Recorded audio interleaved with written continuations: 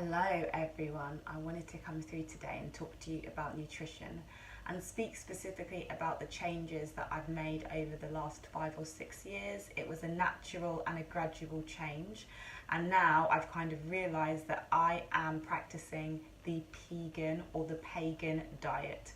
I didn't even know that this diet exists. I kind of fell into this lifestyle by accident, by seeing what worked well and what didn't work well for my body, and thinking about my values and what I really wanted to consume. After all, you are what you eat. So let me just tell you what the Pegan diet is. So basically this is kind of like a half vegan, half paleo diet. Everybody knows what veganism is. It's the practice of eating plant-based foods with no animal products. And the paleo diet was a lot more popular a few years ago, but I'm not really hearing about that many people practicing this anymore. It's basically trying to eat like our ancestors who were hunter-gatherers would have eaten, by having kind of good quality meats and fish, eating plants that grow above the ground, eating whole grains, eating seeds, eating nuts, and avoiding processed foods. Now, the reason why I am not vegan is because I don't think it is a natural way for our bodies to be. So I believe that our DNA has evolved over thousands of years, and we have adapted as humans, and the people who had the genes who would survive were left during famines. We're basically designed to live a hunter-gatherer kind of diet.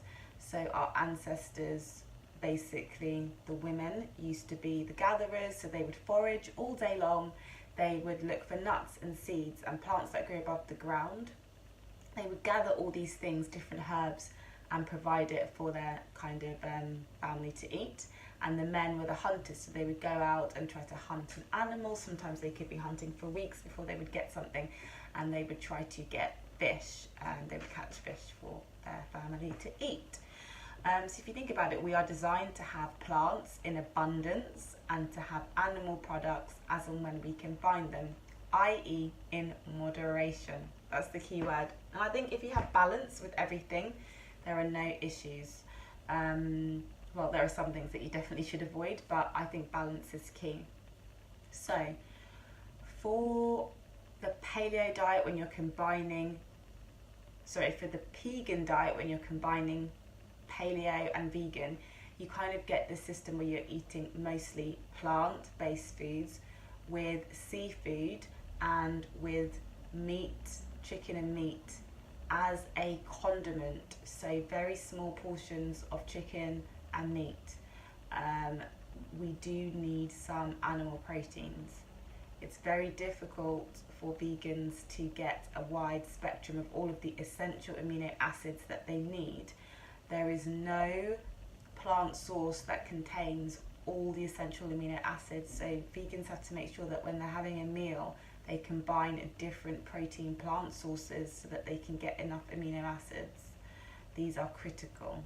Also, it's really difficult for vegans to get enough omega-3, which is mainly found in animal products. There are supplements that you can get a hold of. Omega-3 is really important for maintaining your hydrolipid barrier, which keeps your skin looking fresh. So omega-3 is something to look out for. It's found in salmon and oily fish. There are some plant-based sources of omega-6, but I'll talk about this later. Anyway, the bottom line is that I am a fan of the Pegan diet.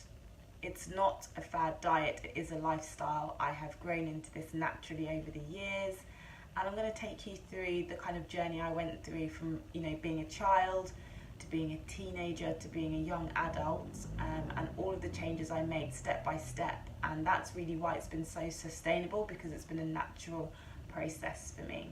So part 2 will be coming up soon.